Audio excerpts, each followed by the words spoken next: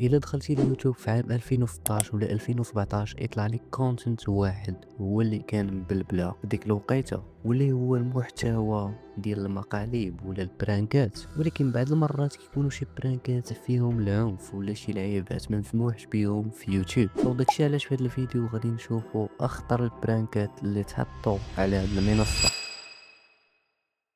هاد خونا سميتو سام، ولكن بما ان كاين اكثر من واحد سميتو سام خلينا نسميوه مول الشعر الازرق. هاد مول الشعر الازرق بدا كيبوستي في يوتيوب من عام 2010 وقدر يوصل لاكثر من 2 مليون ابوني بكثر من 800 فيديو. فهاد الوقيته حتى واحد ما كيعرفو والفيوز ديالو قلال بزاف، ولكن شحال هادي كان بلبلها اقل فيديو كيضرب ليه 2 المليون 3 المليون. وداك الوقيته كيف ما قلت في الاول اكثر كونتنت كان فايرال في داك الوقيته هو لي برانك، وحتى هو ما فكرش بزاف وبدا كيدير لي برانك. ودوك لي برانك اللي كان كيدير ماشي زعما برانكس عاديين، لا داكشي كان في شكل كان كيعصب بنادم، واي واحد تفرج في داكشي اللي كان كيدير يقول لك هاد خونا مريض. وحتى واحد ما كان كيعجبو داكشي اللي كان كيدير، ولكن واخا هكا كان كيضرب الفيوز بحال هادشي اللي ولينا كنشوفو مؤخرا في التيك توك. ما علينا نرجعو للموضوع ديالنا. في نوفمبر 2015 بوستا الفيديو اللي رونها في يوتيوب ولا كاع الميديا كدوي عليه في اي بلاصه، فيسبوك تويتر انستغرام، اي بلاصه تلقاهم كيدويو على الفيديو ديال سام. وتسولني علاش؟ ياك غير برانك افتر اول. اول حاجه الفيديو العنوان ديالو كان كيلين ماي بيست فريند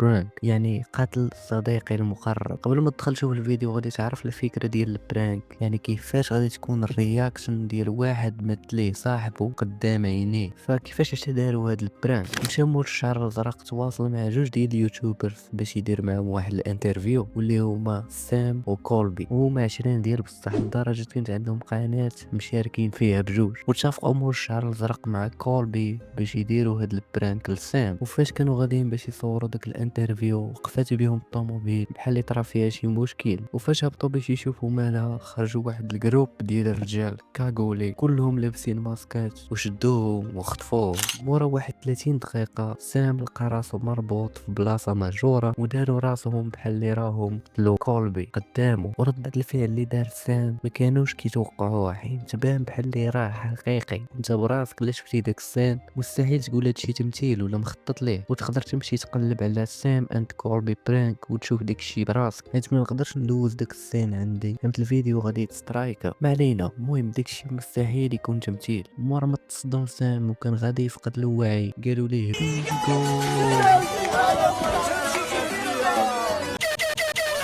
المهم قالوا ليه بلي راه غير برانك وكذا. المهم دازت وكلشي مزيان، ولكن ملي بوسط الفيديو في يوتيوب جاب 2 المليون فيو و2000 لايك و250 الف ديسلايك. تقريبا اي واحد شاف الفيديو ما عجبوش داكشي اللي داروا لسام. وبحال هادشي اللي ولينا كنشوفو ديال مستر بيست وكلشي تقلب ضده، داكشي اللي طرا لمول الشعر الازرق السوشيال ميديا كامله كدوي على البلان اللي دار. كلشي كيهاجمو في تويتر لدرجه بغاو يكنسليوه. الا ما كنتيش عارف بلي ميريكان اتفقوا بغاو يكنسليوك راه ما عندك ما دير، غادي تكنسلا وحتى واحد ما غادي يبقى يعبرك. ولكن مول الشعر الازرق فلت منها ما تكنسلاش، حيت سام وكولبي بانوا في واحد الانترفيو وقالوا بلي داك البرانك راه كان غير تمثيل. ولكن اي واحد ما غاديش يتيقوم، حيت ديك الرياكشن اللي دار راه من سابع المستحيلات تكون تمثيل ولا مخطط ليها. موراها الشعب داروا حمله على مول الشعر الازرق باش يتبانا من يوتيوب، ولكن يوتيوب قالوا لهم هذا راه غير برانك فيديو، يعني ما كيخالفش الحقوق والسياسات ديالنا. ولكن بكثرة الهجوم اللي جا على مول الشعر الازرق مشى ومسح الفيديو.